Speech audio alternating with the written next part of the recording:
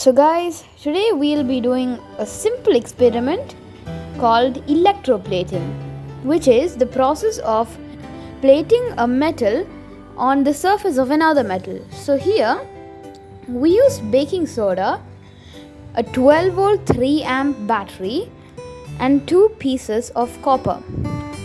So we will be electroplating a spoon and a fork. So here we have a perfect copper sulfate solution. So we wait for it to settle down, and then you add the spoon and the fork. You replace the cathode with the spoon and the fork, and you replace the anode with a fresh roll of copper, and you leave it like that for a while so that the electrons can travel through the copper to the spoon and the fork, so that it reaches the effect of this. As you can see, it's copper plated now, and you can do the reverse to reverse electroplate the copper and to get rid of it. Thank you.